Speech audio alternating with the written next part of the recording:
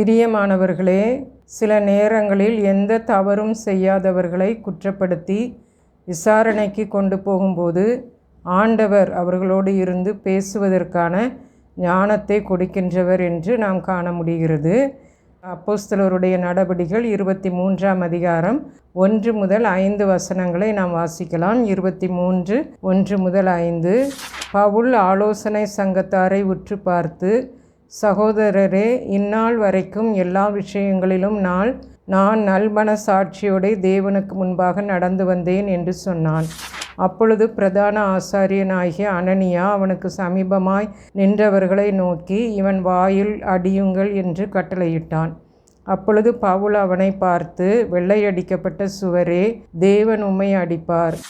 நியாயப்பிரமாணத்தின்படி என்னை நியாயம் விசாரிக்கிறவராய் உட்கார்ந்திருக்கிற நீர் நியாயப்பிரமாணத்திற்கு விரோதமாய் என்னை அடிக்கச் சொல்லலாமா என்றான். சமீபத்திலே நின்றவர்கள், தேவனுடைய பிரதான ஆசாரியரை வைகிறாயா என்றார்கள். அதற்கு பவுல், சகோதரரே, இவர் பிரதான ஆசாரியரென்று எனக்கு தெரியாது. உன் ஜனத்தின் அதிபதியை தீது சொல்லாயாக என்று எழுதியிருக்கிறதே என்றான்.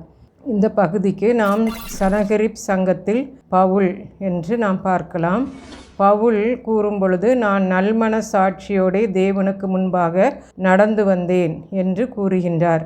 என் மனசாட்சிக்கோ ஆண்டவருக்கோ மக்களுக்கு விரோதமாக நான் எந்த தவறும் செய்யவில்லை என்று கூறுகின்றார். ரோமர் 2:15 நாம் பார்க்கும்போது, மனசாட்சி நாம் குற்றம் உண்டு குற்றமில்லை என்று சாட்சியிடுகிறது. ஆகவே நமக்குள்ளே இருக்கிற மனசாட்சி மிகவும் முக்கியமானது என்று நாம் காண முடிகிறது. 2 கொரிந்தியர் 1:12 நாம் பார்க்கும் பொழுது, உண்மையோடு நடந்தோம் என்று மனசாட்சி சாட்சியிடுகிறது என்று நாம் வாசிக்கிறோம். நமது மனசாட்சியை தூய்மையாக வைத்து கொள்வது நல்லது. துர்மனசாட்சியாக நாம் மாறக்கூடாது. வசனம் 2, பவுலின் வார்த்தையை கேட்டதும் பிரதான ஆசாரியன் அனனியா பவுலின் வாயில் அடிக்கச் சொல்கின்றான். அவன் அப்படி சொல்லி இருக்கக்கூடாது. ஒருவரை விசாரித்து குற்றவாளி என்று கண்டுபிடித்தால்தான் தண்டனை கொடுக்க வேண்டும் என்பது யூத சட்டம். இது அந்த பிரதான ஆசாரியருக்கும் தெரியும்.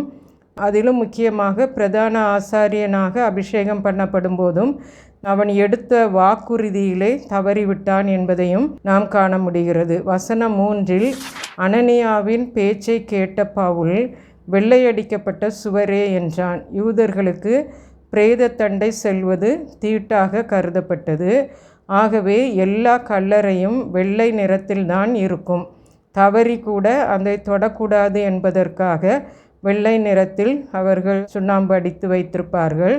கல்லறைக்குள் அசுத்தமும் துர்நாற்றமும் இருப்பதை போன்று அனனியாவும் தன் வாழ்வில் பிரதான ஆசாரியன் என்று சொல்லி எல்லா தீங்கும் நிறைந்த அசுத்தனாக இருக்கிறான். தூய்மைக்கேடு நிறைந்தவனாக இருக்கிறான். ஆகவே வெள்ளையடிக்கப்பட்ட சுவரே, தேவன் உம்மை அடிப்பார் என்று கூறுகின்றார். வசனம் 4-5 அனனியாவின் பேச்சும் செயல்களும் பிரதான ஆசாரியன் என்று வெளிப்படுத்தவில்லை. நாமும் ஆண்டவரை பின்பற்றி அவரின் பிள்ளைகளாக இருந்தால் நமது பேச்சும் செயல்களும் ஆண்டவரின் பிள்ளை என்று வெளிப்படுத்த வேண்டும். ஜெபம் செய்வோம். அன்புள்ள தகப்பனே, எதிர்ப்புகளின் மத்தியிலும் தைரியமாக சாட்சி பகர கிருபை தாரும் ஆண்டவரே. ஆமேன்.